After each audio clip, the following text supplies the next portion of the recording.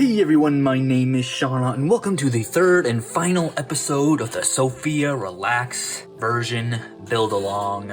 Today, we're going to be finishing up her accessories, and then I'll be showing you how I do decals, and since I'm kind of an amateur at it, if you have better ways, let me know in the comments. But, for now, let's just stick to the usual and get right into building stuff here. Alright, we're starting off with her little plush. So we'll need the K and the J.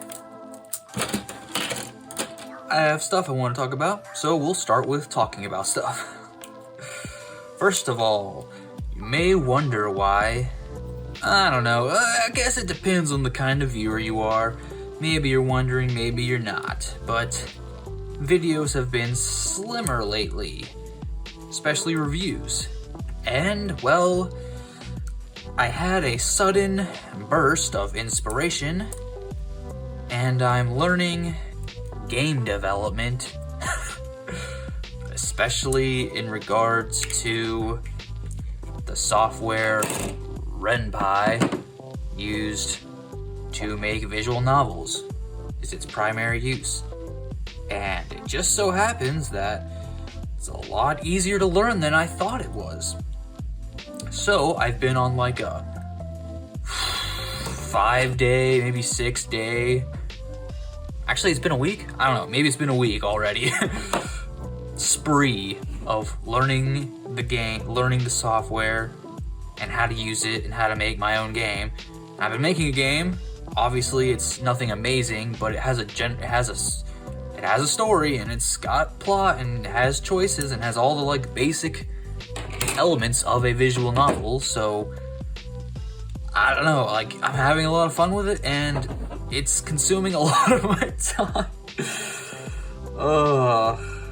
I will probably make a video when I finish the game, just announcing it and like linking you to I guess itch.io is like a good indie game site, so I'll just put it up for free.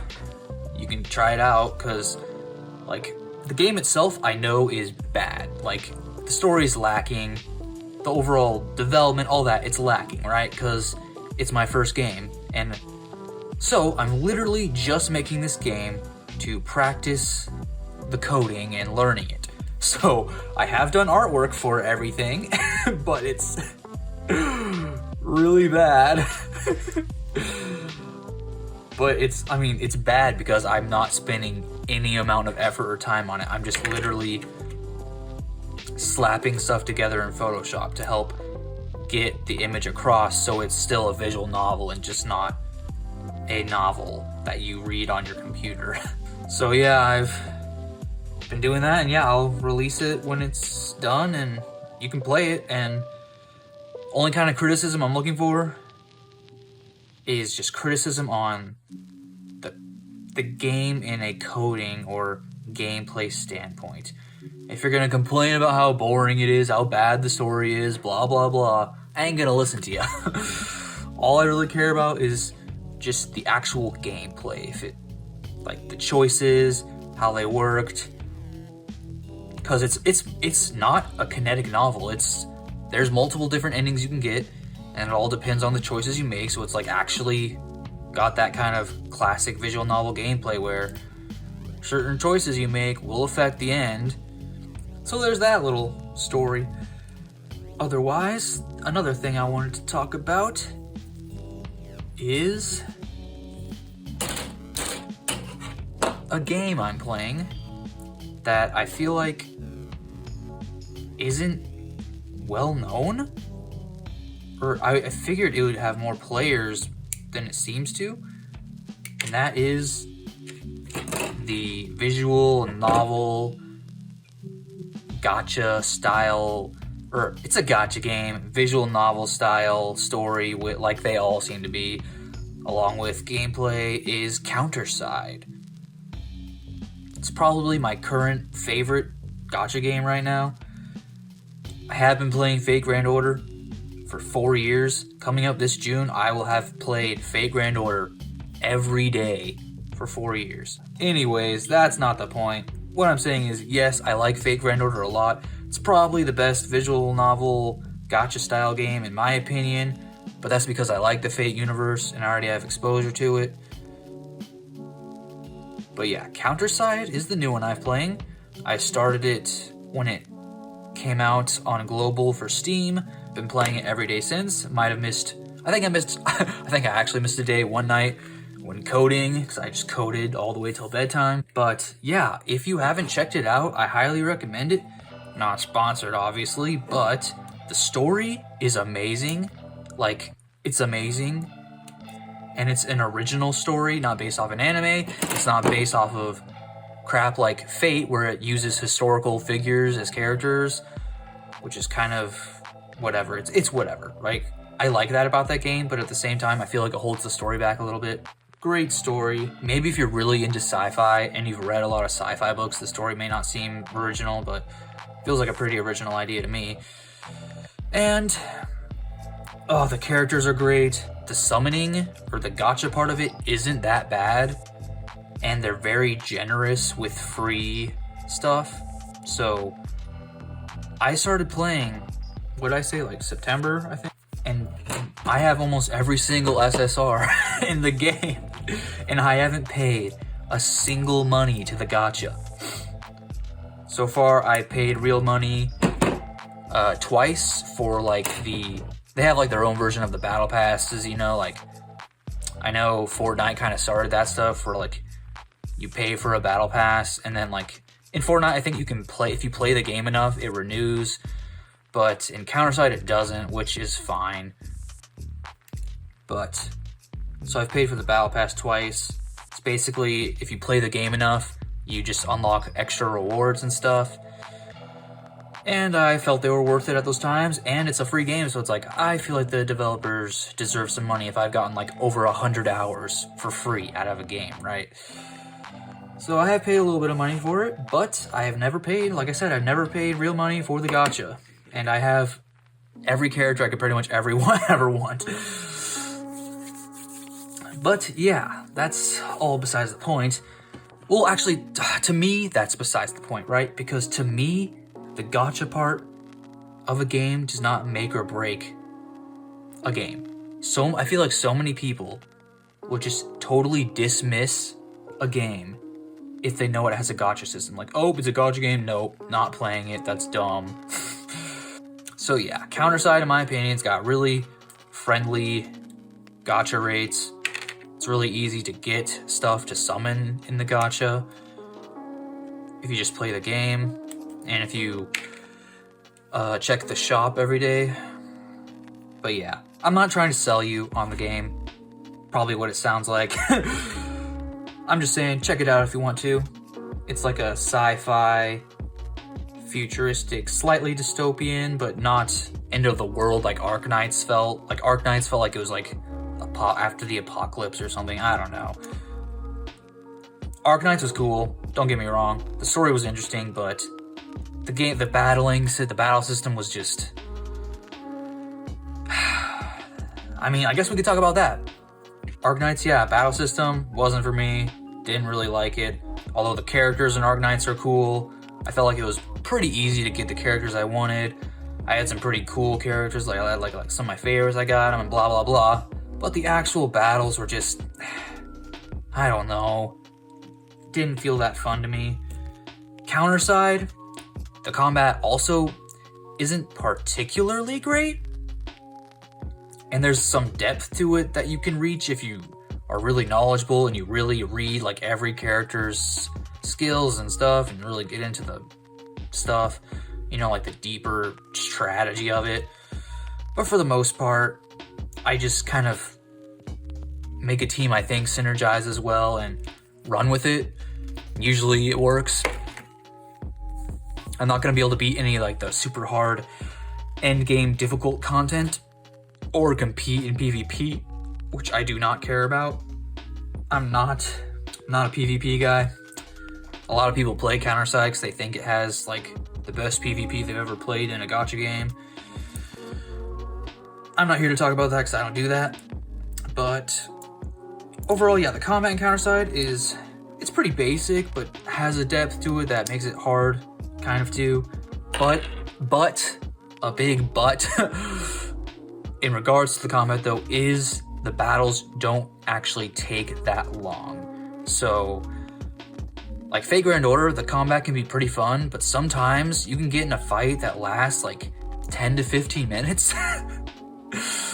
If it's like harder content, and you're like, okay, this is yeah, or just even the simple fights, you know, because it can take a while. But in Counterside, usually the fights last about 1 minute or less. It's all pretty quick, and you can even auto battle easier content, so you don't have to worry about stuff like, yeah, and like farming obviously is way better than FGO. I think a lot of gacha games are like this now, where when you farm nodes, you can skip the battle if you've completed like the event. If you've completed the battle like quickly enough, with enough time left, like did enough damage or didn't take a certain amount of damage or whatever, you can skip the node to like quick farm it. Fate doesn't have that. Really freaking annoying. It makes farming in that game an absolute pain, and it takes forever. But so yeah, farming in Counterside is really easy. Plus, there's not a complex skill system where you need tons of different materials to level up skills. Every character's skills are leveled up with the same, like the basic characters, like the standard normal to SSR characters are leveled up with the same stuff is used to level up their XP level across all characters, and then the same item is used to level up their skill levels through all characters. Because, like, you know, if you play Blue Archive or Fate Grand Order, various skills require various materials, and like the materials get progressively rarer and stuff. It's like that in Counterside, but there's only like there's 2 tiers of level, like skill level materials, and then there's 3 levels of experience materials, but you get so much of them, it's so easy to level your people up. I think I've spieled on enough about Counterside and gacha games, because we just now finished the little plushie guy, which is actually really cute. Let's get some light on this guy. It's actually posable, so it's got a head here. I can look up and down. It's got a mouth. It's got these wings. I can move around. You can move the tail, but this is actually really sharp point here. Like seriously, I could probably stab myself with it. But yeah. And then if you look in the instructions, there are two specific hands that tab into the peg hole on his back. For now, we'll move on. I'll time-lapse the table and this pillow because I mean, look at it, it's extremely straightforward. Then we'll come back. Well, I'll probably time-lapse cutting out these accessories, and then we'll come back and do the decals together, and that'll be the end of the video. So I'll see you then.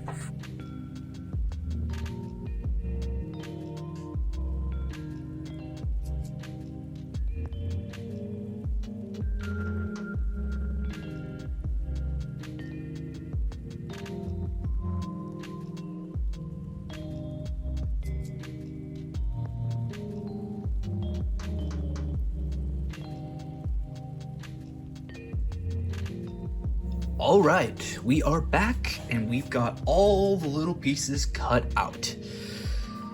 Lots of little cans, bag of chips, a phone, and the table and the pillow. From looking at things, I'll probably paint the table, not for the video or anything, because we're not focusing on painting at all. We're going to do the decals. We're gonna start with the basic ones of just a can. Now, these instructions tell you to have like a decal softener and a decal setter, then the Q-tip and the tweezers. I have run out of setter, or I didn't run out, I guess I left. Oh no, I still have a little bit left. Barely any left. I swear this stuff evaporates. Like I might have not left it shut tight enough, but I just come back to do more decals one day and it's all the way gone. Like I have not used this much decals. So maybe it does evaporate if you don't close it well enough. But for the softener stuff, I just use water. Maybe these aren't water slide decals though, but I'm sure they are, and I'm sure it'll work. If this doesn't, well, get some of this stuff before you do it. Anyways, we'll go ahead and do just that. I'll get some water and we'll just get right to it. All right, I've got the water. Since all these decals are pretty small, I'm just using my paint palette for water. So, I mean, it's pretty obvious, but I'll show you. The can, it says the smaller can to use number 19. So we got a small can here. Set that aside for now. I highly recommend you use an actual cutting board. I haven't gotten one yet. I know I should, but I haven't. So you basically just want to cut out to the best of your ability, as straight and nice along the edges as you can, the decal you are cutting out. So let's start with that. All right, so we've got the decal here. I make sure to hold it in the tweezers. And you put it in the water. Get it in there to where it's submerged. Let it sit for a little bit and get your piece ready. I'm gonna use one of these alligator clip things to hold on to the piece so my fingers don't get in the way. This can leave little indentions on the piece, but I don't particularly care right now because you get so many different cans. But this can take a little bit or not very long at all. But and also while I wait, I'll get out my Q-tips. Looks like I had one just ready in there. Got another little package ready. Basically, what you're looking for is for it to start separating on its own. Maybe, depending on the decal, you might have to give it a little more extra, like force or stuff, but basically just kind of moving it around gently, seeing if the decal is ready to come off. As you can see, I hope you can see, it's kind of starting to slip off, which is good. So once you get it to this point, what I do is I take the Q-tip, lightly dip it in water, kind of put some water on the piece so I can slide the decal around so it doesn't just get stuck if you mess up a little bit. Take the sheet, I'm gonna put it on this way. It's not quite separated enough. Oh, yes it is. Basically, see what, like, I'm kind of moving the piece around gently so it starting to come off. Oh, there we go. I know you probably can't see very well, but it's hard to do. Okay, so now the piece has fully come undone. Just gently pick it up, place it on your thing, and if it's wet, you'll have some give so you can move it around. And the instructions say to overlap that side with this side.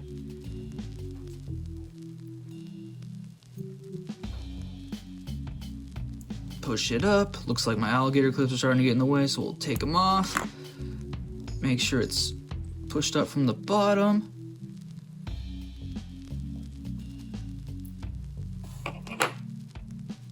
Then you I take the wet side one more time, just to finally finagle it to where I want it to be. As you can see, it can be very finicky, especially if you want to overlap. Just keep messing with it and keeping it wet so it doesn't start to stick, which it's starting to do right. I just dropped it, it's starting to do right now, so we need more water. There we go. And then you take the dry side and you start smoothing stuff out. As you can see, I'm not very good at it. So if you have suggestions on ways to do it better, let me know in the comments, as always. And if it's good, I'll pin it so other people can see it, although I don't really get that much comments anyways. Yeah, my dry Q-tip side got pretty wet. So you basically just kind of roll it so as to get the water out and get any like bubbles or creases out. As you can see, I'm not doing this very well. I think it's as good as I'm gonna get it. So I'm just gonna let it sit and dry. And there you go. The absolute amateur way to do decals. I highly suggest you look up how to do it somewhere else. I'll continue in doing the rest of the ones I want to do on my own, then we'll come back. All right, here we are back with just a few of the decals I did, or the main ones that I wanted to finish just to show. So we got the ones here and here. I definitely recommend you put these on before you put on the ribbons, because it just makes it extremely difficult. So as you can see, the ribbon that was here is gone because I had to take it out to put this on because it just wouldn't work, and it flew off into oblivion. No clue where it went.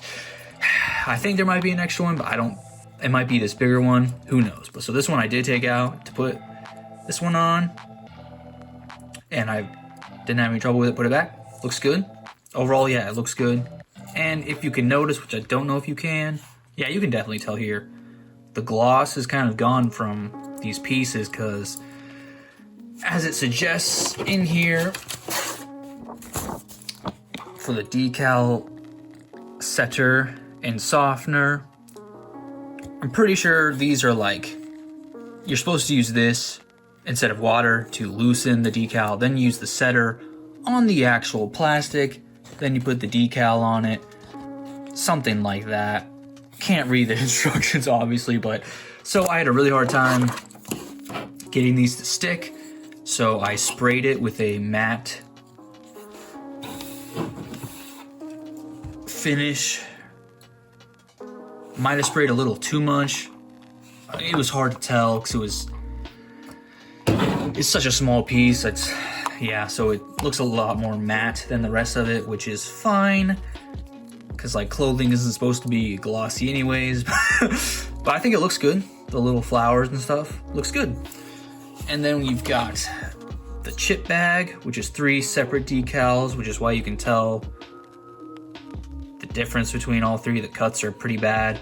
I do not have a cutting board, like a proper, like a rubber mat cutting board, because every time I looked for one at the hobby shop, they didn't have one, and I've been too lazy to go back. Well, as you probably noticed, I don't do model kits with decals much anymore. I usually save the decals for when I paint them, and since I'm not, paint's expensive, blah blah blah. We're not here for that. We're here for this. Looks pretty good though in general. I cannot remember if I sprayed this with a matte spray. I don't think I did. I did not do the back because I feel like I might get some decal setter and stuff and softener, because this looks pretty bad. Like if you look at it, you can see the folding, and I need to get a cutting board, so the cuts are bad too. So I just did the best with what I had. I mean, I got the lines pretty well. Like this line here looks good. The line at the top looks all right.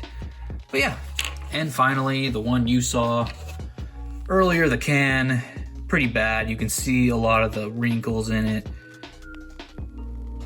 Didn't cut this one right probably either. And since again, I didn't have decal setter and stuff, maybe it didn't work as well. But yeah, there you go. Decals, they definitely enhance the look of your figure without it being a sticker. Like a sticker would never work on this, like the ridges on it and stuff. You'd never get a sticker to work there. So Decals. Yeah, this is the last episode, guys. This is it. Like, she's done, in my opinion. Like, if you really want to see me paint, like, I'm gonna paint the table, because as you can see, you can like see some lines, especially that cross right there from like inside the plastic. So I was gonna paint it, like, as you can see in here, it's painted in brown. Don't have a brown. I'm very limited on paint colors, but yeah, if you really want me to paint stuff, I will, but I highly recommend you watch other people. If you want like a painting tutorial, watch other people. I'm still an amateur at it. But yeah, I'll probably do like a really short review after I glue this on. Oh, that's so annoying. But yeah, I'll go over I'll probably do a really short review after this video. Just kind of talking about the posability, flaws, good things, and I might build the stand and then include the stand in the review. But yeah, I've been Shauna. This has been Sophia. We finished her, and also, as this video was uploaded, there should be another video uploaded along with this one for a vote on the next model kit we do a build along of. And don't worry, reviews are coming back. If you see my community post, you'll notice that we got a new furnace. And because of that, which is right here next to me, we'll just show you a sneak peek. See this nice little area here? It's got a little studio. Well, if you take a little peek to the left or the right, I got this barren open pipes. So there's the new furnace right there. You can see it looks brand new compared to all this stuff. But it's installed now, so I'm back in action. So I'm rambling. This video is completed. I hope you enjoyed this build along series.